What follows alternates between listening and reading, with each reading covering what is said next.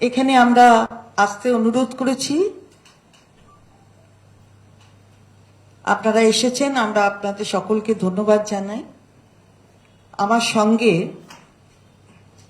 ঋতব্রত বন্দ্যোপাধ্যায়, মাননীয় সাংসদ এবং আমাদের শ্রমিক নেতা, তিনি উপস্থিত আছেন এবং কিছুক্ষণের মধ্যেই মাননীয় সাংসদ ডক্টর কাকলি ঘোষ দস্তিদার এসে পড়বেন। তারাও তাদের কথা আপনাদের কাছে বলবেন। তার আগে আমি কয়েকটি কথা বলতে চাই। গতকাল আমরা দেখেছি একজন পরিযায়ী পাখি দিল্লি থেকে বলাকার মতো পাখা মেলে ভোটের আকাশ, বাংলার আকাশ, সেখানে বিচরণ করবার জন্য এসেছেন। তিনি আর কেউ নন, আমাদের মাননীয় প্রধানমন্ত্রী। তিনি এসেছেন, আলিপুর দুয়ারকে বেছে নিয়েছেন তার এই বিচরণ ক্ষেত্র হিসাবে। আমরা শুনলাম তার কণ্ঠে কতগুলি কথা। মানুষ আশা করেছিল, আমাদের মাননীয় মুখ্যমন্ত্রী কালকেই সাংবাদিক সম্মেলনে বলেছেন যে মানুষ কি আশা করেছিল তার কাছে। কিছুদিন আগেই 22শে এপ্রিল 2025 যে ঘটনার সাক্ষী থেকেছে সারা দেশ, তার বিরুদ্ধে কিভাবে আমাদের সেনারা রুখে দাঁড়িয়েছিল সেটা সারা ভারতবর্ষ দেখেছে। আন্তর্জাতিক ক্ষেত্রেও সে সম্পর্কে যথেষ্ট আলোচনা হয়েছে এবং হচ্ছে। আমাদের প্রতিনিধি দল, যাতে আমাদের সম্মানীয় সাংসদ অভিষেক বন্দ্যোপাধ্যায় আছেন, দেশের প্রতিনিধি দল, তারা বিভিন্ন জায়গায় যাচ্ছেন এবং বলছেন দেশের ক্ষেত্রে এক কণ্ঠে কথা বলে। কিন্তু আমরা কি দেখছি? আমরা ভেবেছিলাম যে মাননীয় প্রধানমন্ত্রী আসবেন, সেনাদের সম্মান জানাবেন, তাদের কুর্নিশ করবেন, কিন্তু আমরা দেখলাম মাননীয় প্রধানমন্ত্রী ওই বলাকার মতো পাখা মেলে এলেন আর ভোটের বাজারে রাজনৈতিক ফায়দা তুলতে ওই অপারেশন সিন্দুরকে ব্যবহার করলেন। এমন ভাব দেখালেন যেন উনি বুক চিতিয়ে যুদ্ধ করেছেন। এমন ভাব দেখালেন যে ওনার পরাক্রমেই শত্রু দেশ বিচলিত হয়ে পড়েছে, পিছু হটে গেছে। আমরা এটা বলতে চাই যে দেশের যখন কথা, তখন আমাদের দল, আমাদের সরকার একসাথে কথা বলে, এক কণ্ঠে কথা বলে। এটা দেশের কথা। আপনি বিভাজনের রাজনীতি করতে চাইছেন। কালকেই আমাদের মাননীয় মুখ্যমন্ত্রী বলেছেন যে আমাদের অপারেশন সিঁদুর এই নামটা নিয়ে আমরা কোনো মন্তব্য করছি না, কিন্তু আপনি তো বিভাজন করবার কথা বলছেন। মাননীয় মুখ্যমন্ত্রী বলেছেন যে আপনি সোফিয়া কুরেশিকে দিয়ে সাংবাদিক সম্মেলন করিয়েছেন, আপনি সৌদি আরবিয়ায় যান, সেখানে কারা থাকে। সুতরাং এই বিভাজনের রাজনীতিটা সিঁদুর নিয়ে করবেন না। সিঁদুর অত্যন্ত পবিত্র একটি জিনিস এবং স্বামীরা তাদের স্ত্রীর মাথায় দেন, একে সম্মান করে। সেই জায়গায় দাঁড়িয়ে বিভাজনের এই কাজ বললেন। এখানে নাকি নির্মমতার সরকার, অর্থাৎ নির্মম সরকার। কালকে মাননীয় মুখ্যমন্ত্রী বলেছেন এই সরকার মানবিক সরকার। আমরা আরো বলতে চাই এই সরকারটা নির্মল সরকার। পলিউশন নেই, আপনি এখানে এসে পলিউটেড করবেন না মাননীয় প্রধানমন্ত্রী। আমরা বলতে চাই, যেখানে হিংস্র রাজনীতি, অরাজকতা চলছে, আপনি এইসব বলে যাচ্ছেন। আপনি তো কই মণিপুরে যাননি, মাননীয় মুখ্যমন্ত্রী বলেছেন। হিংস্র কি হয় রাজনীতির চেহারা, কই আপনি তো সেখানে যাননি। রাষ্ট্রপতির শাসন হয়েছে, তারপরেও আপনাকে দেখা যাচ্ছে না কোথাও। তো আজকে দাঁড়িয়ে আপনি কি বলছেন? কি বলছেন যে এখানে প্রকল্পগুলো নেওয়া হয় না? কোন প্রকল্প? আপনি বলছেন আয়ুষ্মান ভারত নেওয়া হয়নি, তাতে সমস্ত মানুষ বাদ পড়ে যাচ্ছে, 70-এর ওপর বয়সে সব বাদ পড়ে যাচ্ছে। আরে বাবা রে বাবা, স্বাস্থ্যসাথী কবে হয়েছে মনে আছে মাননীয় প্রধানমন্ত্রী? ওটা ডিসেম্বর 16 সাল স্বাস্থ্যসাথী প্রয়োগ হয়েছে 17 থেকে। আর আপনি কবে করেছেন ওই আয়ুষ্মান ভারত? অক্টোবর 2018। তাহলে হলোটা কি? টুকতে চাইলেন আপনি। মাননীয় মুখ্যমন্ত্রী যে প্রকল্প এনেছেন সেটা টুকতে চাইলেন, কিন্তু হলো না। সিঁদুরের সম্মান মাননীয় মুখ্যমন্ত্রী দিয়েছেন মেয়েদের স্বাস্থ্য পরিবারের প্রধান করে, আপনি সেটা দেননি। কিন্তু আপনার আয়ুষ্মান ভারত সে কথা বলে না। আর আয়ুষ্মান ভারত নিলে কাল মাননীয় মুখ্যমন্ত্রী বলেছেন 40% আমাদের টাকা দিতে হতো, আর তার সাথে 7.5 কোটি মানুষ আর তার বেনিফিট পেতেন না। সুতরাং আজকে দাঁড়িয়ে এই যে এই ধরনের কথাগুলো বলছেন, দুর্নীতি আপনি দেখেননি। আপনার রাজ্যে কি কি হচ্ছে, শিক্ষার নীতি দেখেননি। আপনারটা কি? নীতি আয়োগ, যে নীতি আয়োগ আপনি করেছেন সুভাষচন্দ্র বসুর প্ল্যানিং কমিশন সরিয়ে দিয়ে। কি নীতি আপনি মাথায় বসে আছেন? আপনার দলের যা নীতি সেটাই নীতি আয়োগের নীতি। আর সেখানে আমাদের মাননীয় মুখ্যমন্ত্রী গতবারে তার মাইক বন্ধ করে দিয়েছেন, তিনি সে কথা কালকে বলেছেন। তো বলতে কি চাইছেন এখানে এসে? আমরা এটাই বলছি, সিঁদুর আপনি কিন্তু একে রাজনৈতিক বাজারে বিক্রি করতে নেমেছেন, এটা নামবেন না। আমরা আপনাকে কিন্তু হুঁশিয়ারি দিতে চাই মেয়েরা, যে আপনি নামবেন না। সিঁদুরের এই বাজারে এটাকে নিয়ে বিক্রি করার যে পরিকল্পনা আপনি করছেন সেটা থেকে বিরত থাকুন। আপনি আপনার মতো এই ধরনের পরিযায়ী পাখির আসা যাওয়া আর ভোট আসলেই সেখানে বলা, এ অনেক হয়েছে। যখন আমাদের সেনারা বুক পেতে তাদের মৃত্যু ভয়কে অগ্রাহ্য করে দেশকে বাঁচাবার জন্য দাঁড়িয়ে আছে, লড়াই করছে, আপনি তখন চলে গেছেন বিহারের নির্বাচন, অথবা কোথায় পাগড়ি পরে কি করবেন সেসব ভাবছেন। তো এইসব করে কিন্তু এখানে চলবে না। বাংলা কিন্তু অন্য জায়গা একটা। সুতরাং এখানে রবীন্দ্রনাথ নজরুলের বিভাজন করবেন না। রবীন্দ্র নজরুল একসঙ্গে চলেন বাংলায়। সুতরাং এখানে আপনি সিঁদুরকে ব্যবহার করে, মেয়েদের ঘুঁটি করে ব্যবহার করবেন না। এইভাবে আপনার রাজনীতি করার জন্য তাদেরকে বাজারে নিয়ে আসবেন না। আমার পক্ষ থেকে আমি এটা বললাম। এবার আমাদের পক্ষ থেকে বলবে ঋতব্রত বন্দ্যোপাধ্যায়, আমাদের সম্মানীয় সাংসদ। এবং গতকাল তো আপনারা দেখেছেন উত্তরবঙ্গে এসছেন। উত্তরবঙ্গে স্বরবর্ণ আর ব্যঞ্জন বর্ণ ওটা ও ভালো করে বলে দেবে। ওই অসম থেকে লোক এসেছে অ, আলিপুরদুয়ারে এসেছেন আ, আবার চলে গেছেন ব্যঞ্জন বর্ণে ক, কুচবিহার থেকে লোক এসেছে দেখলাম আমরা। এবার ঋতব্রত বলবে। আমি মাননীয় প্রধানমন্ত্রী যেহেতু গতকাল আলিপুরদুয়ারে মিটিং করেছেন, চন্দ্রিমাদি যে কথা বলছিলেন এতক্ষণ, আমি আলিপুরদুয়ারে গতকাল উনি যেখানে মিটিং করেছেন আলিপুরদুয়ার প্যারেড গ্রাউন্ড, আমি একটু পিছিয়ে যেতে চাই।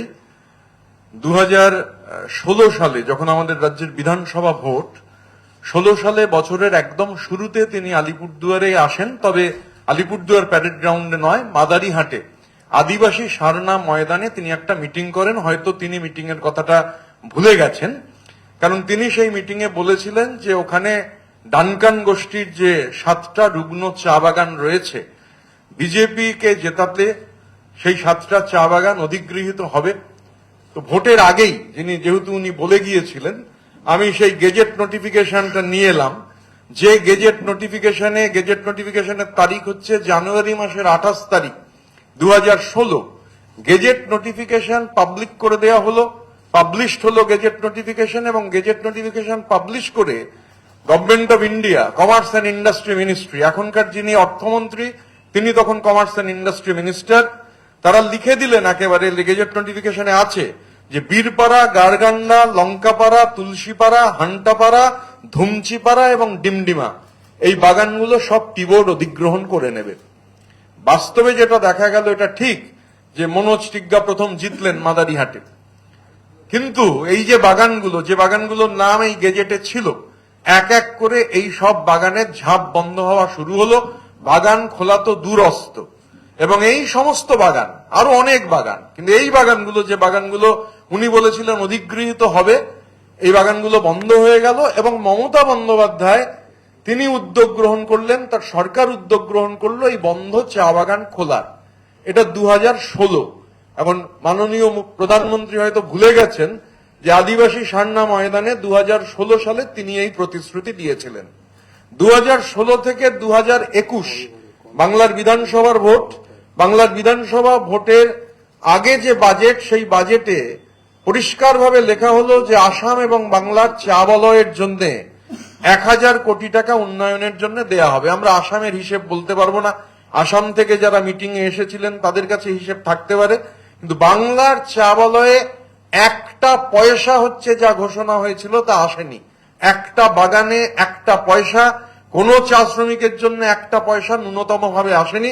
এটা 2021-এর ঘোষণা ছিল, এবং আমরা নিশ্চিত যেহেতু সামনের বছর আবার বাংলার বিধানসভা নির্বাচন আছে, সামনের বছরের বাজেটে আবার চা বাগান নিয়ে কিছু উল্লিখিত থাকবে। এই যে 16-তে ঘোষণা হয়েছিল, 21-এ ঘোষণা হলো, তারপরের আবার বাজেটগুলো দেখলে দেখা যাবে চা বাগান শব্দটাই নেই।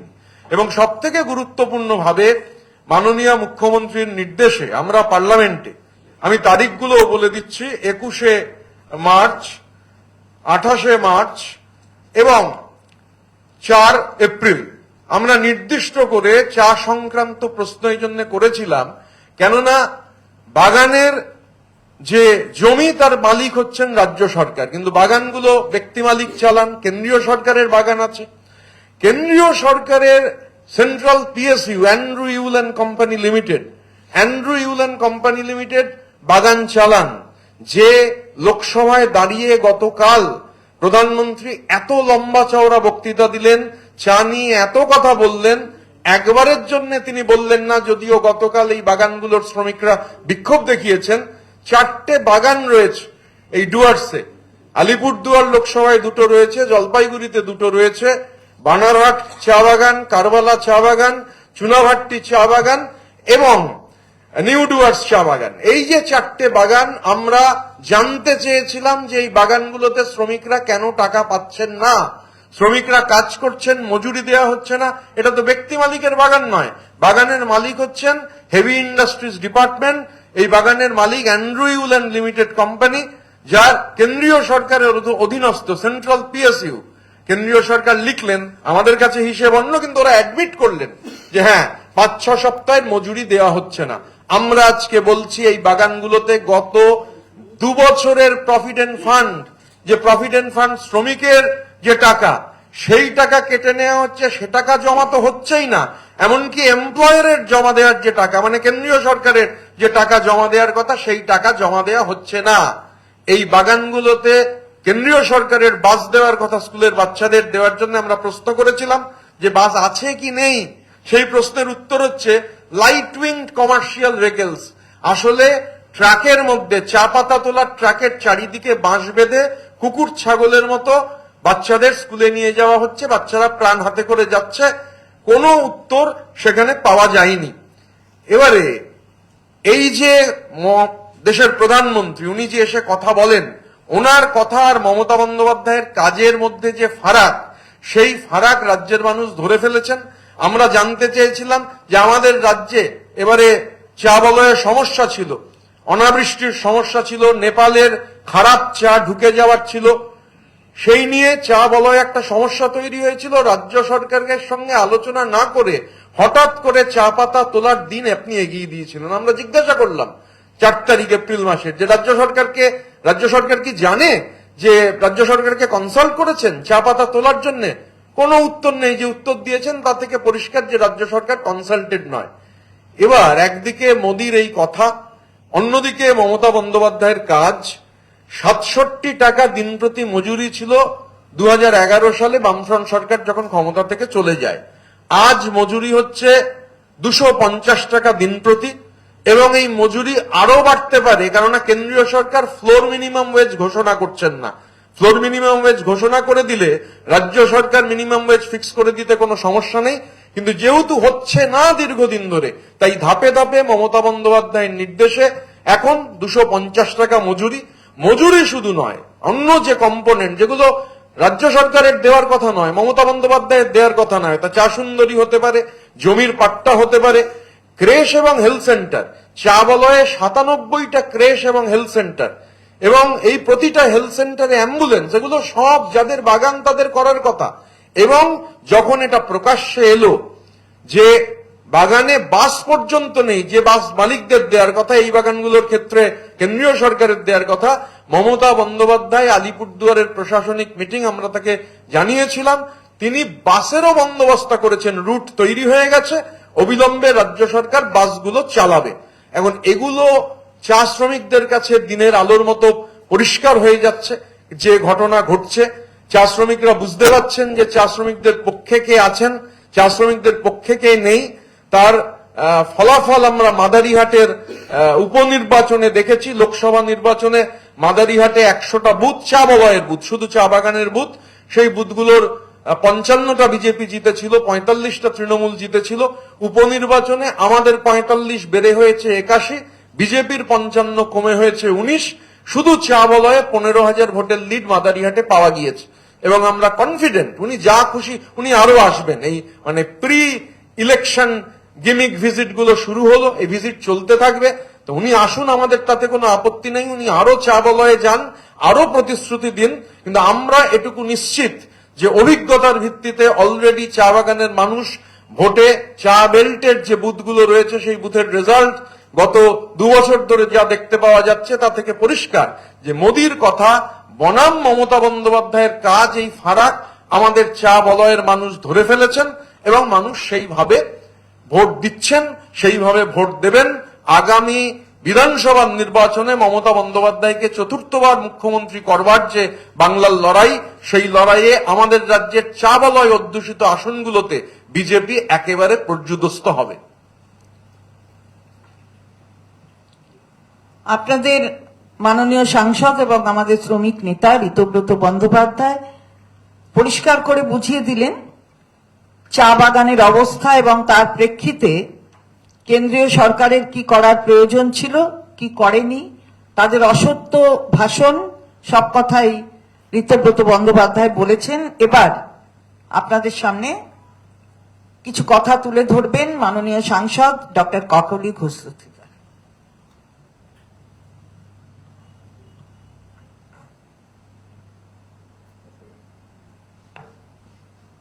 সুপ্রভাত, নমস্কার।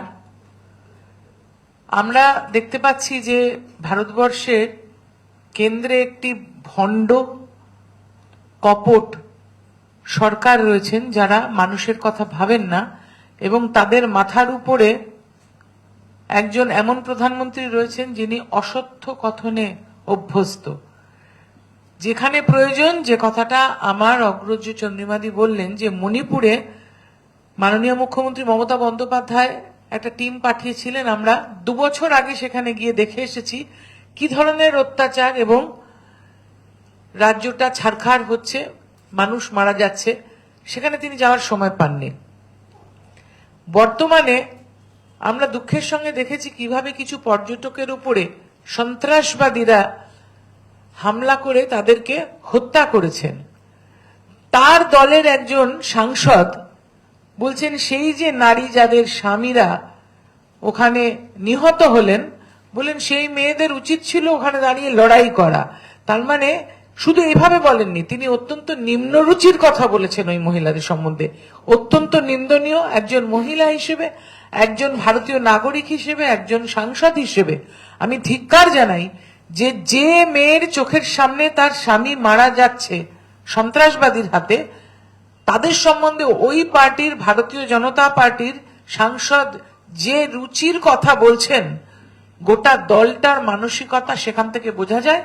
এবং দলের যিনি ক্যাপ্টেন, তারও মানসিকতা সেখান থেকে বোঝা যায় যে তার কাছে ব্যক্তিগতভাবে তিনি সিঁদুর ফেরি করতে বেরিয়েছেন, কিন্তু সিঁদুরের মূল্যটা কতটা। যদি কেউ সিঁদুরের মূল্য দিয়ে থাকে, স্যালুট জানাই আজকে আমি এই সাংবাদিক সম্মেলন থেকে আমাদের সেই সেনানী ভাই বোনদের। তাদের মধ্যে কিন্তু জাত ধর্ম কখনো কাজ করে না। তারা আমাদের ভারতবর্ষকে রক্ষা করার জন্য ঝাঁপিয়ে পড়েন এবং তারা লড়াই করেছেন, দাঁতের দাঁত চেপে যুদ্ধ করে পাকিস্তানকে যোগ্য জবাব দিয়েছেন এবং সেখানকার যে সন্ত্রাসবাদীর ঘাঁটি সেগুলোকে গুড়িয়ে দিয়েছেন। এবং আমরা শুনতে পাচ্ছি সংবাদ মাধ্যমে যে সেখানে 100 জন সন্ত্রাসবাদী নিহত হয়েছেন। তা সত্ত্বেও কিন্তু সংসদীয় দল সর্বভারতীয় তৃণমূল কংগ্রেসের দাবি জানিয়েছেন যে এটার আলোচনাটা সংসদ ভবনের ভিতরে হওয়া উচিত, কেননা সংসদ ভবন হচ্ছে আমাদের দেশের সেই গণতন্ত্রের পীঠস্থান, যেখানে আলোচনাটা সারা দেশের মানুষ জানতে পারে এবং নাগরিকের জানার অধিকার আছে যে আঘাতটা আমাদের উপরে আসলো, প্রত্যাঘাতটা কিরকম ভাবে হলো।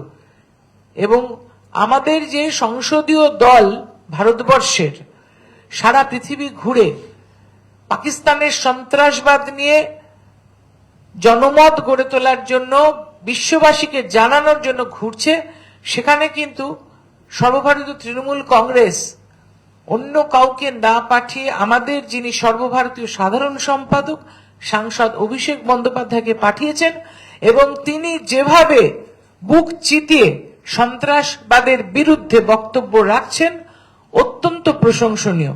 কিন্তু আমরা দেখতে পাচ্ছি যে প্রধানমন্ত্রী সস্তা রাজনীতি করতে এসেছেন, তার মনে কোনো গভীর দাগ কেটেছে বলে মনে হয় না।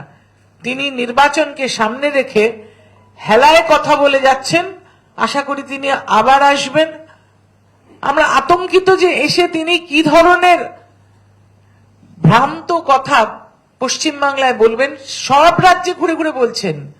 তিনি যেন মনে হয় যে এটাকে একটা ভোটের প্রচার এবং ভোটের একটা কৌশল হিসেবে নিয়েছেন, যেখানে আমরা মানুষ নিহত হয়েছেন বলে দুঃখিত, যেখানে ভারতবর্ষের সেনানীরা স্থল নৌবাহিনী আকাশপথে গিয়ে বিভিন্ন ভাবে পর্যদস্ত করতে পেরেছে পাকিস্তানি সন্ত্রাসবাদীদের, এবং শুধু সন্ত্রাসবাদীদের নয়, সন্ত্রাসবাদীদের যারা মদত দিচ্ছে সেই পাকিস্তান সরকারকেও সেখানে যখন লড়াই করেছেন আমাদের সেনানীরা, তাদের উদ্দেশ্যে কোনো ভালো একটা প্রশংসার কথা তার মুখ থেকে বেরোচ্ছে না। তিনি নিজে ঢাক বাজাচ্ছেন যে নিজেই গেছিলেন বোধহয় যুদ্ধ করতে। তার যে এই মানসিকতা যে তিনি প্রথম কথা সিঁদুরের কোনো মূল্য দিচ্ছেন না, তিনি মহিলাদের অপমান করছে, তার দলের সাংসদরা অত্যন্ত নিম্নরুচির কথাবার্তা বলছেন। ভারতবর্ষ জুড়ে বিভিন্ন রাজ্যে যেভাবে তারা ধর্মে ধর্মে জাতের ভিত্তিতে মানুষকে ভাগাভাগি করে হত্যা করছে, তাতে করে বোঝা যায় তারা ভারতবর্ষের সংবিধানকে মানেন না এবং সাংবিধানিক যে তাদের দায়িত্ব পশ্চিমবাংলার মানুষের প্রতি সর্বতোভাবে তারা ব্যর্থ। আমরা পশ্চিমবঙ্গবাসী হিসেবে দাবি জানাতে চাই সেই 1,75,000 কোটি টাকার যেটা জিএসটি হিসেবে তারা এখান থেকে নিয়ে গেছেন এবং আমাদের প্রাপ্য। যদি সরকার নিজের ট্যাক্স, নিজের কর এখান থেকে তুলে রাজ্যে খরচ করে, যেটা এতদিন রীতি ছিল, তাহলে অন্য কথা, ওনারা জিএসটি তুলে নিয়ে যাচ্ছেন কিন্তু আমাদের ভাগের টাকাটা দিচ্ছেন না, যার ফলে আমাদের যারা ডেলি লেবার, যেটাকে আমরা Mahatma Gandhi national rural employment গ্যারেন্টির মধ্যে দিয়ে তাদেরকে দেওয়ার কথা, সেই টাকাটা আটকে রেখেছেন, বাড়ির টাকাটা আটকে রেখেছেন। মাননীয় মুখ্যমন্ত্রী মমতা বন্দ্যোপাধ্যায় ইতিমধ্যে প্রায় 47 লক্ষ এবং বর্তমানে তিনি আরো 28 লক্ষ গরিবকে মাথার উপর ছাদ দেওয়ার জন্য টাকা দিয়ে দিয়েছেন ইতিমধ্যে। সেটা রাজ্যের টাকা, তাতে তাদের কোনো ভূমিকাই নেই। রাজ্যকে এগিয়ে নিয়ে যাচ্ছে রাজ্য সরকার, তার নেত্রী মমতা বন্দ্যোপাধ্যায়, তিনি কাজ করছেন। তাতে খুব গাত্রদাহ হচ্ছে, খুব গাজালা হচ্ছে যে কিভাবে রাজ্যটা এগিয়ে যাচ্ছে, আমরা তো এত অত্যাচার করছি। জায়গায় জায়গায় দাঙ্গা লাগাবার পরিকল্পনা করছেন, জায়গায় জায়গায় তারা এমন কথাবার্তা বলছেন যে আমাদের বাংলাকে অপমান করছেন। এবং যেভাবে তিনি নিজে এখন বর্তমানে বেরিয়েছেন ভারতবর্ষ ঘুরে নিজে দাবি করতে, তার এই কলা কুশলী যে তিনি যেভাবে করে থাকেন একটা ভণ্ড সরকারের মাথায় থেকে ভারতবর্ষকে একটার পর একটা মিথ্যাচারের মধ্যে দিয়ে মানুষের কাছে তুলে ধরার, সেটা মানুষ বুঝে গেছে, ভারতবর্ষের মানুষ বুঝে গেছে, বাংলার মানুষ বুঝে গেছে। এবং বাংলায় উনি যে বারবার এসে মিথ্যাচার করছেন, আমরা তার তীব্র বিরোধিতা করছি।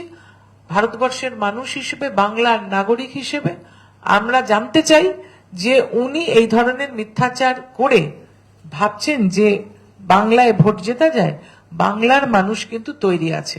এবং কালকে যেভাবে বলছেন বাংলায় নাকি অপারেশন বেঙ্গল হবে অপারেশন সিন্দুরের মতন, মানে যেভাবে তারা সন্ত্রাসবাদীদের হত্যা করেছে, আমরা ধরে নিতে পারি ওনারা বলছেন এখানেও তো এরকম হত্যা করবেন। অপারেশন সিন্দুরে সন্ত্রাসবাদী হত্যা হয়েছে, তাহলে অপারেশন বেঙ্গল যখন তারা একসঙ্গে বলছেন একই বন্ধনীতে এনে, তাহলে আমরা ধরে নিতে পারি যে তারা এখানে খুনের রাজনীতি শুরু করতে চলেছেন। নিন্দনীয়, এটা ধিক্কার। ওনাদের খুনের রাজনীতির জবাব বাংলার মানুষ ভোটের বাক্সে ওনাদের দিয়েছে, আগামী দিনেও দেবে। ওনারা কাদের সঙ্গে নিয়ে চলছেন, কিভাবে এক হয়ে যাচ্ছে তলায়, সেটা কিন্তু বাংলার সাংবাদিকরাও জানেন, বাংলার রাজনীতি যারা করে তারাও জানেন। বাংলার মানুষ পাড়ায় পাড়ায় দেখতে পাচ্ছে যে ভারতীয় জনতা পার্টির হয়ে বুথে কে বসছে, সেখানে কিন্তু রাম বাম এক হয়ে যাচ্ছে। কেননা মমতা বন্দ্যোপাধ্যায়কে আঘাত করতে হবে, তৃণমূল কংগ্রেসকে আঘাত করতে হবে। তৃণমূল কংগ্রেস অত্যন্ত মজবুত জমির উপরে দাঁড়িয়ে মানুষের কাজ করে মানুষকে সাথে নিয়ে পথ চলছে, তাই তাদেরকে ওইভাবে আঘাত করে আপনারা কোনো ক্ষতি করতে পারবেন না। এই বক্তব্যটা যেন সঠিকভাবে ওনাদের কানে ঢোকে, এটাই আপনাদের কাছে আমাদের অনুরোধ।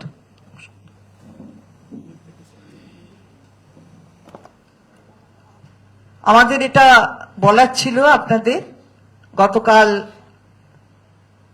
আলিপুরদুয়ারে যে সভা হয়েছে সেই সভার প্রেক্ষিতে আমাদের মাননীয় মুখ্যমন্ত্রী গতকাল বলেছেন, আজকেও আমরা দলের পক্ষ থেকে আমরা 3 জন আপনাদের কাছে আমাদের দলীয় বক্তব্য তুলে ধরলাম। এবং যেভাবে আমার আগে ঋতব্রতও বলেছেন এবং ডক্টর কাকলি ঘোষ দস্তিদার তিনিও বলেছেন, যেভাবে অপারেশন বেঙ্গলের কথা বলা হয়েছে আমরা তার তীব্র বিরোধিতা করি। অপারেশন সিঁদুর মেয়েদের ঘুঁটি বানিয়ে ব্যবহার করা রাজনীতির ময়দানে, এটা আমরা ধিক্কার জানাই। এবার আপনাদের যদি কিছু বলার থাকে বলতে পারেন। দিদি, সৌরভ বলছিলাম TV9 থেকে। একটা ব্যাপার হচ্ছে যে প্রধানমন্ত্রীর বক্তব্যে একটা জিনিস স্পষ্ট, অপারেশন সিঁদুর এই নামকরণ এবং যেভাবে উনি কালকে এলেন, আপনারা বলছেন যে এর মাধ্যমে কার্যত 26-এর প্রচারই শুরু করলেন প্রধানমন্ত্রী। তো সবাই কিন্তু টার্গেট করছে মহিলা ভোট ব্যাংক, বাংলার যে 3 কোটিরও বেশি মহিলা ভোট ব্যাংক মহিলা ভোটার রয়েছেন সেটা। আপনারা বিগত নির্বাচনে ব্যাপকভাবে এই ভোট ব্যাংকের একটা বড় অংশের ভোট পেয়েছেন। বিজেপিও তৎপর এ রাজ্যে এই ভোট ব্যাংককে টার্গেট করে। তো এই ভোট ব্যাংক বা মহিলাদের বিষয়টা নিয়ে শাসক এ রাজ্যের শাসক দল কি ভাবছেন বা কি পরিকল্পনা করছেন? আমরা মাননীয় মুখ্যমন্ত্রী, আমাদের দলের সর্বোচ্চ নেত্রী শুধুমাত্র ভোটের কথা চিন্তা করে কিন্তু মেয়েদের এগিয়ে দেন না। মেয়েদের লড়াই আজও হচ্ছে কি, অর্থনৈতিক ক্ষেত্রে যাতে সমান জায়গায় তারা থাকেন, তারা সবল হন, রাজনৈতিক ক্ষেত্রে সবল হন এবং তার সাথে সাথে সামাজিক সম্মান পান। এটাই তো, এই 3টে ক্ষেত্র নিয়েই তো আজকে মেয়েদের লড়াইটা। আজও 8ই মার্চ বিশ্বব্যাপী হচ্ছে। আমরা কিন্তু ভোটের দিকে তাকিয়ে আমাদের দলের নেত্রী করেন না। কেন? যখন 11 সালে এলেন ভোট তো হয়ে গেছে, তারপরে 12 সালে পঞ্চায়েতের আইনটাকে পাল্টে দিয়ে মেয়েদের 50% করে দিলেন। যখন 16 সাল হলো ভোট তো হয়ে গেছে, 17 সাল থেকে শুরু হয়ে গেল আমাদের স্বাস্থ্যসাথী মহিলাকে প্রদান করে। 21-এ ভোট তো হয়ে গেছে, তারপরে লক্ষ্মীর ভান্ডার এলো। তাহলে মেয়েদের অর্থনৈতিকভাবে স্বাবলম্বী করবার জন্য, টাকা মেয়েদের হাতে তুলে দেওয়ার জন্য, মাইক্রো লেভেলে মেয়েদের হাতে টাকা যদি থাকে তাহলে বাজার চাঙ্গা থাকে। আর সেইভাবেই করে কিন্তু এখানে অর্থনৈতিকভাবে অনেক জায়গায় জিএসডিপি তারা ফল করে গিয়েছিল, জিডিপি ফল করে গিয়েছে, কিন্তু আমাদের রাজ্যে জিএসডিপি পজিটিভ দিকে ছিল সব সময়, কোভিড এর পরেও, এটা মনে রাখতে হবে। সুতরাং আমরা ভোট ব্যাংক ব্যবহার করে না, কিন্তু ভোট দেবে বলে মেয়েদের করতে হবে তা না, মেয়েদের করেন বলে তাই মেয়েরা সম্পূর্ণ আস্থা রাখেন মাননীয় মুখ্যমন্ত্রীর ওপর, আমাদের দলের নেত্রীর ওপর। এটা তফাৎ। অপারেশন সিঁদুর, কালকে দেখছিলাম কিছু ছেলে গেঞ্জি পরে পেছনে অপারেশন সিঁদুর লিখে দৌড়চ্ছে। তা এই সিঁদুর যে এটাকে বাজারে নিয়ে আসা, মাননীয় মুখ্যমন্ত্রী এটা করেন না। তিনি জানেন, তিনি সম্মান দেন, আর সম্মান দেন বলে তাই মেয়েরাও তাকে সম্মান করে। কালকে মুখ্যমন্ত্রী সিঁদুর নিয়ে প্রশ্ন তুলেছেন, তারপরেই মুখ্যমন্ত্রীকে ব্যক্তিগতভাবে আক্রমণ শুরু করা হচ্ছে বিজেপির পক্ষ থেকে। ওরা তো- বিরোধী দল থেকে আরম্ভ করে সকলে, সুকান্ত মজুমদার প্রত্যেকে ব্যক্তিগত আক্রমণে নেমেছেন। এটাকে আপনারা কি ওরা ব্যক্তিগত আক্রমণেই তো অভ্যস্ত। যখন কিছু জবাব থাকে না তখন ব্যক্তিগত আক্রমণ এবং এই ধরনের নোংরা উক্তি করা, এটা ওদের স্বভাব। এটা তো দেখাই যাচ্ছে। ওদের নেতা মাননীয় প্রধানমন্ত্রী এসে তিনিও তো এইটাই করে যান। সুতরাং মুখ্যমন্ত্রী এসব আন্দোলন করা মহিলা একজন, সুতরাং তাকে ওসব বলে টলানো যাবে না। এটা বাংলার মানুষ কেন, ভারতের মানুষ সহ আন্তর্জাতিক ক্ষেত্রের মানুষও জানেন, সারা বিশ্বের মানুষ জানেন যে মুখ্যমন্ত্রী এমনি হননি। ওই জায়গা থেকে মুখ্যমন্ত্রী হওয়াটা কম কথা নয়, কিন্তু কেউ নিজেকে চাওয়ালা চাওয়ালা চাওয়ালা বলেন, মুখ্যমন্ত্রী নিজে বলেন না যে তিনি কোথা থেকে কি হয়েছেন। এটা মানুষ দেখেছে, মানুষ বলে। দিদি, বিজেপি একটা প্রশ্ন তুলছে, যেটা বিজেপি বলছে যে অভিষেক বন্দ্যোপাধ্যায় বিদেশের মাটিতে দাঁড়িয়ে অপারেশন সিন্দুরের সাফল্যের কথা বলছেন, আর বাংলার মাটিতে দাঁড়িয়ে আপনারা এর সমালোচনা করছেন। আপনারা স্ট্যান্ড পয়েন্টটা ঠিক করুন, এটা বিজেপির দাবি। এটা অবান্তর কথা। অপারেশন সিঁদুরের যে সাফল্য, সে কথাটা বলতেই তো প্রতিনিধি দল গেছে, সেখানে তো সেনাদের সাফল্যের কথা বলতে গেছে। আর এখানে যেটা বলা হচ্ছে সেটা হচ্ছে মাননীয় প্রধানমন্ত্রী এসে এই অপারেশন সিঁদুরটাকে বেস করে রাজনৈতিক ফায়দা তুলছেন। আমরা বলছি সেনাদের কুর্নিশ করো, তাদের পরাক্রমকে স্যালিউট করো। এমন আপনি বলছেন যেন মনে হচ্ছে আপনিই বোধহয় বন্দুক টন্দুক নিয়ে সেদিন দাঁড়িয়ে পড়েছেন। আপনাকে তো তারপরে কয়েকদিন দেখা যায়নি, আপনি চলে গেছেন তারপর বিহারে, আগে ইলেকশন ক্যাম্পেইন করে এসছেন, তারপরে এসে কথা বলছেন। তা আমরা তো সেই জায়গায় বলছি, আমরা আমাদের এই কাজের মধ্যে কোনো কথার মধ্যে দ্বিচারিতা নেই, কাজের মধ্যেও দ্বিচারিতা নেই। দিদি, আজকে নবান্ন অভিযান ডাক দিয়েছেন চাকরিহারা শিক্ষকরা, ইতিমধ্যে জমায়েতও শুরু হয়েছে, শিয়ালদা থেকে নবান্ন যাবে এবং আটক করা হচ্ছে চাকরি। দেখুন, এটা আমি বলতে চাই না, এবং তারা কিভাবে কি করবেন আমরা এখনো দেখিনি, আমি জানি না, এটা নিয়ে আমি বলতে চাই না, কারণ আমরা কেউই এখানে বলবো না। শিক্ষা দপ্তর আছে, শিক্ষামন্ত্রী আছে, সুতরাং তারা সবটা দেখছে।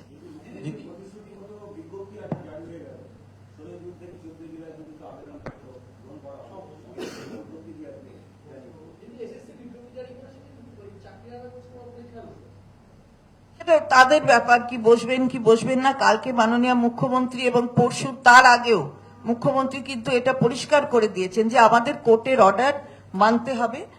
মাননীয় সুপ্রিম কোর্ট যে অর্ডার দিয়েছেন সেই অর্ডার মানতে হবে। আমাদের রিভিউ পিটিশন পেন্ডিং আছে, কিন্তু তার মধ্যে যে অর্ডারটা দিয়েছেন সেটাকে তো আমরা মান্যতা দেব।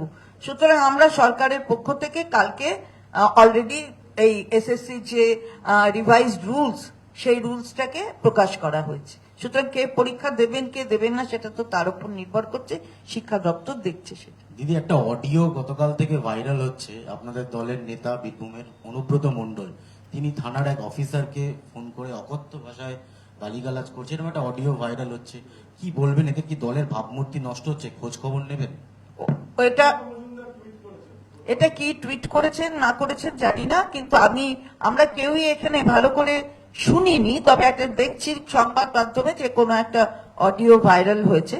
যদি কোথাও কোনো অন্যায়ভাবে কিছু বলেন, সেখানে আমাদের দলের যারা নেতৃত্ব আছেন তারা নজরে রাখছেন। Chondrima, the same question in English, that an audio has gone viral where Anubrata Mandal is being heard of, maligning the police like anything, and he has said a lot of things against women there. So what's your reaction to No, that? we have not personally heard, none of us sitting here, none of the three we are sitting here, we haven't heard that. But yet, if anything has been said by Anubrata Mandal, then our party is keeping a watch over it and will do the needful. दीदी 9 जून से वो दिन जो है जब तीसरी बार के लिए प्रधानमंत्री ने शपथ ली थी, इस 9 जून को वो घर घर सिंदूर भेजने वाले हैं कि सिंदूर ऑपरेशन का आउटरीच प्रोग्राम करेंगे और घर घर तक पहुंचेंगे। इसको कैसे देखते हैं? बोलते हैं, वही तो हम तीनों बोले हैं आपको कि सिंदूर को लेकर इसका फायदा, पॉलिटिकल फायदा उठाने के लिए ये सब कर रहे हैं। तो किसके घर में सिंदूर भेजेंगे, ये भी तो एक क्वेश्चन हो जाएगा ना। हाँ, अपना घर भी भेजना है, सब कुछ करना है ना, तो किसके घर जाएगा? और डिवाइसिव पॉलिसी, यही पॉलिसी उनका है, तो यही कर रहे हैं वो। लेकिन बंगाल में ये चलेगा नहीं, और सारा भारतवर्ष में, हमारा देश में भी नहीं चलेगा।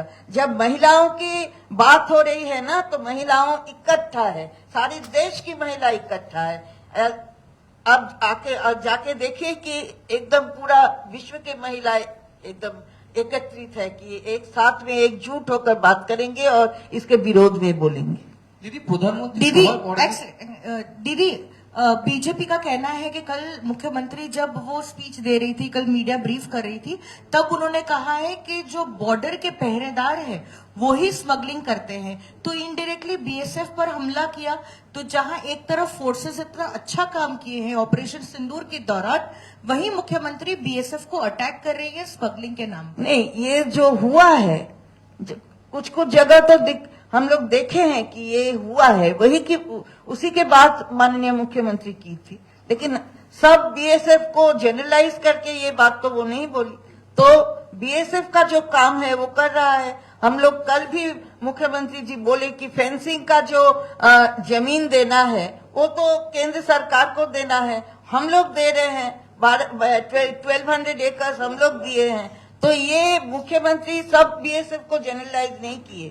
अगर किसी को बोलना है तो वो बोलते रहे, लेकिन लोग जानते हैं कि मुख्यमंत्री क्या बोल रही है।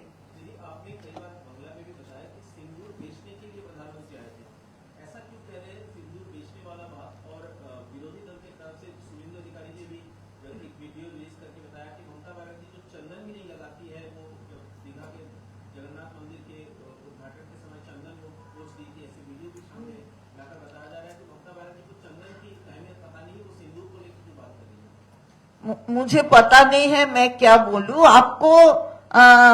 ये पता है ना कि सिंदूर, आपको नहीं लगता है कि सिंदूर को लेके बाजार में आ गए हैं? वो बाजार है पॉलिटिकल बाजार, आपको नहीं लगता है? जब बोल रहे हैं कि घर घर हम सिंदूर भेजेंगे, इसका मतलब क्या है? तो बेचना है ना, ये पॉलिटिकली बेच रहे हैं सिंदूर को, जो कि करना नहीं चाहिए। सिंदूर एक सम्मान की चीज है जो कि हर हस्बैंड अपनी स्त्री को देते हैं, और मांग में सिंदूर भरना ये दूसरा एक सम्मान है। और उसी को लेके राजनीतिक मैदान में खड़े उतरे हैं ये हमारे माननीय प्रधानमंत्री जी। और चंदन लगाया है या नहीं, तो चंदन तो वहां से लगा दिया गया है, तो उसका अगर हमारे एलओपी को उससे कुछ दिखाई दिया है तो वो उसका डेमोन्स्ट्रेशन करके बताए, और हमें कुछ पता नहीं। দিদি প্রধানমন্ত্রী সভার পরদিন দেখা যাচ্ছে জাতীয় মহিলা কমিশন অত্যন্ত অ্যাক্টিভ। নারী নির্যাতন ইস্যুতে যে সমস্ত মামলাগুলো বা অভিযোগগুলো রয়েছে সেগুলো শুনানির তোড়জোড় শুরু হয়ে গেছে এ রাজ্যে। জাতীয় মহিলা কমিশন তো মণিপুর নিয়ে নড়াচড়া করে না, হাতরাস নিয়ে নড়াচড়া করে না। যখন বিলকিস বানুর ঘটনা হয় তখন দেখি না আমরা জাতীয় মহিলা কমিশনকে, উন্নাওতে দেখি না। আমরা ওই সমস্ত নড়াচড়া না তো দেখি না, বরঞ্চ বিলকিস বানুতে যারা অভিযুক্ত ছিল তারা বেরিয়ে এলেন, তাদের গলায় মালা, মাথায় টিকা সব হলো, আবার সুপ্রিম কোর্ট ঢুকিয়ে দিয়েছে। তো সুতরাং মানে পলিটিক্যাল যদি কোনো কমিশন হয়ে যায় তাহলে যা অবস্থা হয় সেটাই হয়েছে। আরেকটা প্রশ্ন দিদি, আপনারা দাবি করছেন যে স্পেশাল সেশন ডাকা পার্লামেন্টে এই কাশ্মীর নিয়ে, কিন্তু যেটা জানা যাচ্ছে যে স্পেশাল সেশন ডাকা হচ্ছে কিন্তু সেটা কাশ্মীর ইস্যুতে হয়, জরুরি অবস্থা 50 বছর পূর্ণকে সামনে রেখে। এটা কি এই যে আপনাদের বিরোধী ঐক্যটা ভাঙার চেষ্টা জরুরি অবস্থাকে সামনে রেখে? প্রথম কথা, ভারতবর্ষের মানুষ জানতে চাইছেন যে ঘটনাটা কি ঘটলো। প্রধানমন্ত্রী তিনি মাননীয় মুখ্যমন্ত্রীর সম্বন্ধে কুকথা বলছেন, অত্যন্ত নিম্ন রুচির, এবং উনি এসে যে সিঁদুর নিয়ে বক্তব্য দিচ্ছেন, বাড়ি বাড়ি সিঁদুর পাঠাবেন, ওই মহিলাগুলি যারা পর্যটক হিসেবে পেহেলগাঁওয়ে গিয়ে তাদের স্বামীকে হারিয়েছেন, উনি কি তাদের সিঁদুর ফিরিয়ে দিতে পারবেন শিথির? উনি কি তাদের স্বামীকে ফেরত আনতে পারবেন? এটা চরম ব্যর্থতা কেন্দ্রীয় সরকারের এবং আভ্যন্তরীণ নিরাপত্তার। আমাদের দেশের যে আভ্যন্তরীণ নিরাপত্তা মন্ত্রক আছে তাদের কাছে খবর ছিল না কেন যে এইভাবে সন্ত্রাসবাদীরা দেশের ভিতরে ঢুকে এসে মানুষকে হত্যা করছে? এবং আমরা জানতে চাই যে সেই যে সন্ত্রাসবাদীরা যারা ঢুকেছিল, অনেক জায়গায় তাদের কিন্তু মিডিয়াতেও ছবি দেখা গেছে, অস্ত্র হাতে গুলি করতে দেখা গেছে, কিন্তু আজ অব্দি তাদের একজনও কিন্তু গ্রেপ্তার হননি। তারা কোথায় আছেন, কিভাবে আছেন, আবার কবে, কোথায়, কখন আঘাত হানবেন, কার উপরে আঘাত হানবেন, কাকে মৃত্যুর মুখে ঢলে পড়তে হবে, কোন মায়ের সিঁদুর আবার তারা মিটিয়ে দেবেন, এই প্রশ্নটা আমরা আপনাদের কাছে করছি তাদের কাছে পৌঁছে দেওয়ার জন্য, যে সিঁদুরের বাটি নিয়ে না ঘুরে নতুন করে যেন সেই সন্ত্রাসবাদ ভারতবর্ষের জমিতে কোনো ক্ষতি করতে না পারে, এটা কিন্তু ভারতবর্ষের প্রধানমন্ত্রীর বিশেষভাবে দেখা উচিত এবং আভ্যন্তরীণ এই যে নিরাপত্তা সেটাকে তাদের সুরক্ষিত করা উচিত। আমাদের যে বর্ডারটা সেটাকে সুরক্ষিত করা উচিত, কেননা আমরা যতদূর জানি যে বিএসএফ এর যে সীমাটা ছিল 15 কিলোমিটার সেটাকে বাড়িয়ে 50 করেছেন তারা। তার মানে সম্পূর্ণভাবে কিন্তু ভারত সরকারের অধীনে এখন বর্ডার, সেই বর্ডার দিয়ে এরা ঢুকছে। এবং যতদূর সংবাদ মাধ্যমে আমরা দেখেছি যে উপর দিয়ে না এসে সুড়ঙ্গ কেটেছে, তার মানে তারা পাকিস্তান থেকে ভারতবর্ষ অব্দি শয়ে শয়ে সুড়ঙ্গ কেটে ফেললো। সুড়ঙ্গ দিয়ে তারা ঢুকছে, তাদের পিছন পিছন নাকি সৈন্যও ঢুকবে। তাহলে ভারত সরকার কমপ্লিটলি ফেলিয়ার। এই ভারত সরকারের এই প্রধানমন্ত্রীর ইমিডিয়েটলি পদত্যাগ করা উচিত। তাদের কোনো অধিকার নেই মানুষকে এরকম অসুরক্ষিত রাখার। দিদি, শুভেন্দু অধিকারী একটা প্রশ্ন তুলছেন যে সিঁদুর মুছে ফেলার রাজনীতি তৃণমূল করছে, কারণ হরগোবিন্দ দাস, চন্দন দাসের পরিবারের সিঁদুর মুছে ফেলা হয়েছে। পাল্টা অভিযোগ শুভেন্দু অধিকারী করেছে। করুন না, ওনার করতে ইচ্ছে হয় করবেন, আমাদের যা বলার আমরা বললাম। আমি একটা কথা এখানে বলা কৃতজ্ঞতা দরকার, বলবে। সেটা হচ্ছে কাকুলিদি তুললেন বিষয়টা, বা তার আগে আপনারাও যে প্রশ্ন করলেন, ধরুন উধমপুরে আমাদের দেশের যে এয়ারবেস রয়েছে, উধমপুরের এয়ারবেস সম্পর্কে, এটা আমাদের কথা নয়, উধমপুর পূর্বের বিজেপির যিনি এমএলএ, সেই বিজেপির এমএলএ তিনি বলছেন যে আইএএফ, ইন্ডিয়ান এয়ারফোর্স, সেই ইন্ডিয়ান এয়ারফোর্সকে অকর্মণ্য, ইনকম্পিটেন্ট, অযোগ্য বলেছেন, এবং বলেছেন গোটা অপারেশনের সময় তারা ঘুমোচ্ছিলেন। এটা অন্য কেউ বলছেন না, এটা বিজেপির উধমপুর পূর্বের যিনি বিধায়ক আছেন তিনি বলেছেন। এবং এই যে গতকাল মাননীয় মুখ্যমন্ত্রী যে কথা বলেছেন বর্ডার নিয়ে, স্মাগলিং নিয়ে, কাকলিদি যে কথা বললেন যে আমাদের গোটা দেশটা তো বৈচিত্র্যে ভরা, পশ্চিমবঙ্গের সঙ্গে গুজরাটের কোনো মিল নেই। গুজরাটে যে পরিমাণ ব্যারেন ল্যান্ড রয়েছে, যেখানে কোনো জনবসতি নেই, আর পশ্চিমবঙ্গকে স্ট্রেট জ্যাকেট করা যায় না। পশ্চিমবঙ্গের যে 15 কিলোমিটার জুরিসডিকশন বিএসএফ এর, সেটা হঠাৎ করে রাজ্য সরকারের সঙ্গে আলোচনা হয়নি, পার্লামেন্টে চর্চা হয়নি, হঠাৎ করে এটা করে দেয়া হলো 15 থেকে 50। যখন প্রশ্ন তোলা হলো তখন যুক্তি দেয়া হলো এটা স্ট্রেট যে সব জায়গায় এক করে দেয়া হচ্ছে। গুজরাটে 80 ছিল, গুজরাটে 80টা যেহেতু আমরা 50 করেছি, তাই পশ্চিমবঙ্গে 15 কিলোমিটারটাকে 50 করেছে। এখন ভারতবর্ষের মতো দেশে সমস্ত কিছুকে তো স্ট্রেট জ্যাকেট করা যায় না। 50 কিলোমিটার অব্দি আপনি বলবেন জুরিসডিকশনও আপনার, আর দায় নেবেন না, দুটো তো একসাথে হয় না। কিন্তু আশ্চর্যজনক ভাবে আমরা দেখছি যে এই ঘটনা ঘটছে, বিজেপি একটা ডিনায়াল মোডে রয়েছে, এবং এই বর্ডার সিকিউরিটি ফোর্স সেই বর্ডার সিকিউরিটি ফোর্সকে ডেফিনেটলি, কারণ আমাদের রাজ্যের এমন পয়েন্ট রয়েছে, আমাদের শিলিগুড়ির পয়েন্ট, আমাদের ধুলিয়ানের যে পয়েন্ট, সেখান থেকে ঝাড়খণ্ডের বর্ডার তো 50 কিলোমিটারই নয়, গোটাটাই তো বিএসএফ এর জুরিসডিকশনের আন্ডারে।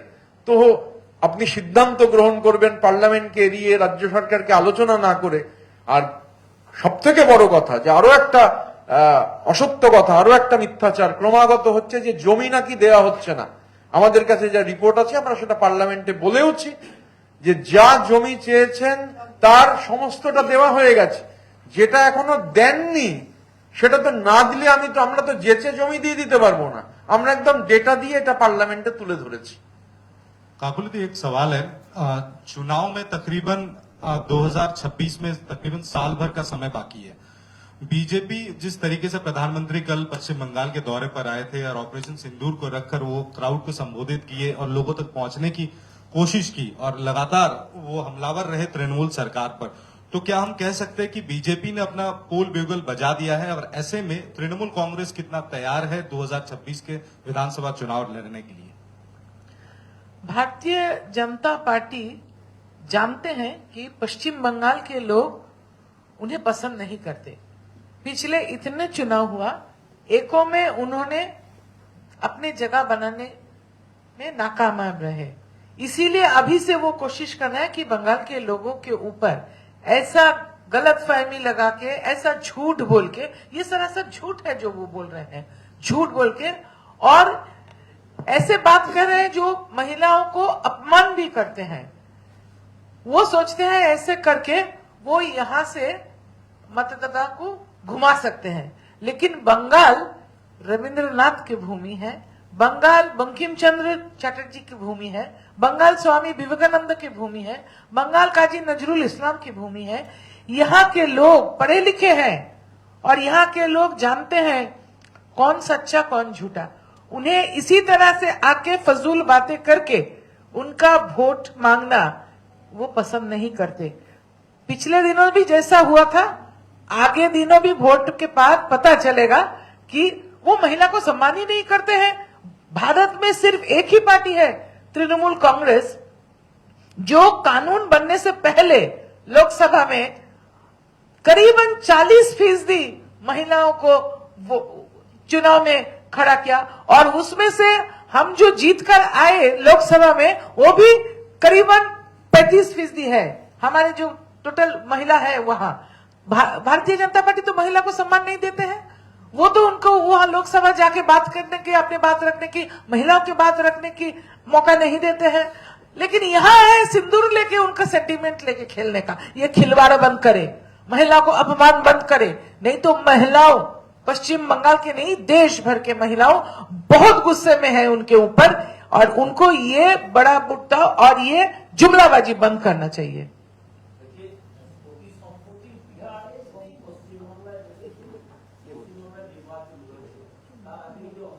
সিন্দুর যেটি নামকরণ নাকি প্রধানমন্ত্রী করেছিলেন, সেটা কি রাজনৈতিক উদ্দেশ্যে করা হয়েছিল বলে মনে হচ্ছে?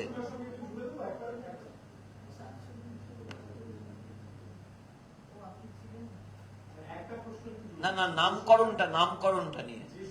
নামকরণটা নিয়ে কিন্তু আমাদের মাননীয় মুখ্যমন্ত্রী কিছু বলেননি। ফলে নামকরণ নিয়ে আমরা কিছু বলছি না, কিন্তু নামটাকে ব্যবহার করা হচ্ছে। নামকরণ দিয়েছেন, ঠিক আছে, নামকরণ করেছেন, আমাদের প্রতিনিধি দলেও তো আমাদের মাননীয় সাংসদ গেছেন, কিন্তু নামকরণ নিয়ে বলা হচ্ছে না, কিন্তু নামকরণটাকে ব্যবহার করা হচ্ছে, এটাই আমাদের প্রতিবাদ।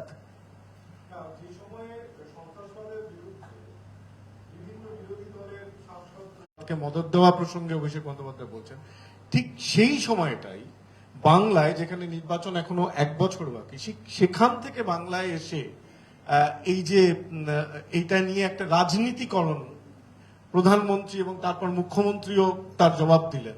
এই বিষয়টাকে কিভাবে দেখছেন?